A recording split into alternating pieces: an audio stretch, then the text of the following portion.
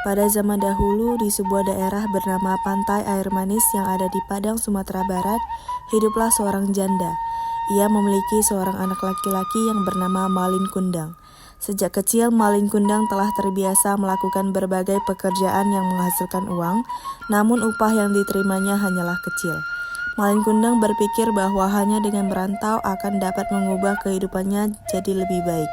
Ia pun segera meminta restu kepada ibunya untuk pergi merantau. Malin mau minta restu. Malin ingin merantau dan bekerja di negeri orang. Malin, apakah kau tega meninggalkan emakmu yang sudah tua ini tinggal di rumah sendirian? Malin tidak tega, Mak, tapi Malin ingin mengubah nasib keluarga kita supaya bisa menjadi keluarga yang kaya. Malin, jika memang itu keputusanmu, emak akan memberikan restu. Doakan emak menyertaimu, jangan lupa pulang ya, Nak. Ya, Mak, doakan Malin agar bisa selamat dan berhasil sampai tujuan. Akhirnya Malin pun diberi restu oleh ibunya untuk pergi merantau. Di tempat ia merantau, Malin mengagumi seorang gadis cantik yang bernama Nur. Nur adalah anak seorang saudagar kaya dan ternyata Nur juga menyukai Malin. Singkat cerita, akhirnya mereka berdua menikah. Di suatu ketika Nur bertanya kepada Malin tentang rencana pulang kampung untuk liburan kali ini. Lalu Malin pun bertanya, kampung siapa yang akan kita kunjungi? Kemana kita akan pergi? Yang pasti bukan kampungku lah. Kamu tahu kampungku kan?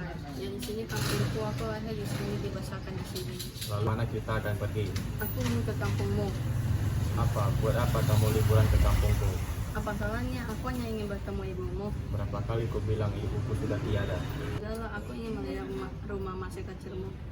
Tak usahlah, buat apa liburan ke kampungmu? Lebih baik kita di rumah saja. Aku nggak mau tahu. Pokoknya kita harus pergi ke kampung halamanmu. Astaga, Nur. Liburan kok ke kampung, liburan tuh ke luar negeri. Pokoknya aku mau kalian Nusantara. Yang pertama kita kunjungi adalah kampung halamanmu. Kenapa? Karena kamu pernah berkata kampung halamanmu itu sangat indah. Setelah bertengkar cukup lama, akhirnya Malin pun menyetujui permintaan istrinya. Mereka akan berangkat ke kampung halaman menggunakan kapal. Pada saat itu, Ibu Malin sedang memikirkan anaknya yang berjanji untuk pulang ke kampung halaman setelah mendapatkan pekerjaan di negeri orang. Lalu tiba, datanglah 3 pria dengan tujuan ingin memberitahu kepada Ibu Malin bahwa Malin anaknya sudah kembali. Mbak, Malin sudah kembali, Mbak. Iya, Mbok, Malin sudah kembali dari rantauan. Apakah yang kalian katakan itu benar? Mbok, kami tidak berbohong, kami tidak salah lihat. Mbok, kita ke sana. Begitu terkejutnya Ibu Malin ketika melihat sebuah kapal yang sangat besar berada di tepi yang di dalamnya terdapat Malin Kundang bersama istrinya. Setelah turun dari kapal, Ibu Malin pun langsung menghampiri mereka. Malin? Apa Malin, apakah kamu mengenalnya? Aku tidak mengenal ibu tua itu. Ini emakmu yang telah melahirkan kamu. Benar nih, ibuku. Benar kemarin kamu bilang ibu besar saya. Bilang berapa kali ibuku sudah tiada. Ini bukan ibuku. Malin, apa yang kamu katakan? Pun ibuku masih ada, tidak seburuk ini rupanya. Setiap hari aku menunggumu, tapi tidak ada satupun kapal yang berlabuh yang kutunggu sudah pulang. Bukannya memelukku, tapi menggolokku. Beres ini. Sudah bertahun-tahun kamu pergi, aku selalu berdoa, tapi putraku sendiri melupakanku. Dari sini. Ibu Malin merasa sangat sedih sekaligus marah. Dia pun berdoa kepada Tuhan dan menyampaikan Malin agar dikutuk menjadi batu. Tuhan, apa yang terjadi dengan anakku Malin? Mengapa ia berubah setelah sekian lama? Tuhan, jika memang dia bukan anakku, maka maafkanlah dia. Tapi jika dia anakku, maka hukumlah dia. Maafkanlah anakmu yang durhaka ini.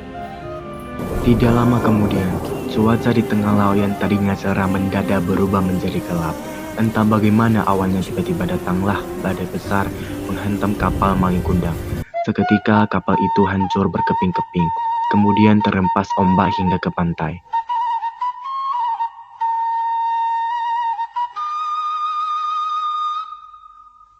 Keesokan harinya, di kaki bukit terlihat kaki kapal yang telah menjadi batu.